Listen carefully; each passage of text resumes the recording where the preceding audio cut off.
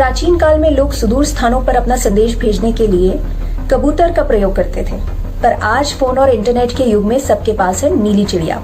ये नीली चिड़िया आखिर है क्या? ये एक ऐसी micro blogging social networking site है जो इंटरनेट के माध्यम से लोगों को न सिर्फ अपने विचार व्यक्त करने का मंच प्रदान करती है, बल्कि नेता, अभिनेता, पत्रकार, सामाजिक संस्थान, हर किसी को आम आदमी से वैचारिक रूप से जोड़ती भी है। प्रथम दृष्टया सुनने में ये कॉन्सेप्ट तो बहुत ही क्रांतिकारी लग रहा है, पर अब हम आपको बताते हैं इस नीली चिड़िया के असली कारनामे।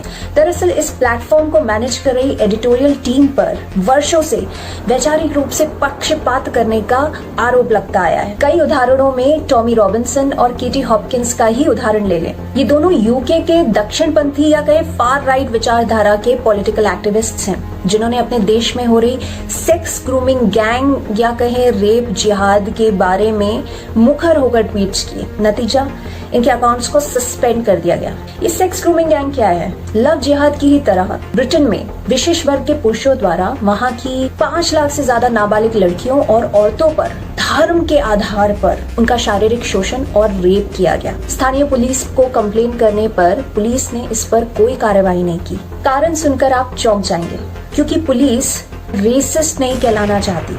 ये एक बहुत ही छोटा सा उदाहरण है कि किस प्रकार एक विशेष प्रकार की वामपंथी विचारधारा और उसके प्रोपेगेंडा के चलते न सिर्फ असामाजिक तत्वों को बढ़ावा मिलता है, बल्कि लोग सच कहने या गलत को गलत कहने से हतोत्साहित हो जाते हैं। भारत में भी आतंकवाद, धार्मिक और जातिगत हिंसा, धर्म परिवर्तन, हिंदुओं का नरसंहार जैसी कई गतिविधियां वर्षों से चलती आ रही हैं। पर नीली चिड़िया और इनके साथियों की माने तो हमारे देश की सरकार फासिस्ट है, किसान विरोधी है और हमारे देश में सिर्फ और सिर्फ अल्पसंख्यकों के साथ दुराचार हो रहा है, जबकि सच्चाई इसके उलट है। तो अब आप शायद समझ ही गए होंगे कि पिछले साल के दिल्ली दंगे, लाल किले पर हिंसा और कई सारी इंटेलिजेंस रिपोर्ट्स होने के बावजूद क्यों हमारी सरकार बैकफुट पर दिखाई देती है। वैसे गौर करने वाली बात यह है कि जिस प्लेटफॉर्म पर हमारे देश की सरकार को गिराने के लिए डिजिटल कूप किया जा रहा हो, वो प्लेटफॉर्म फिलहाल 1.14 बिलियन यूएस डॉलर्स के नुकसान पर चल रहा है। पिछले कई वर्षों से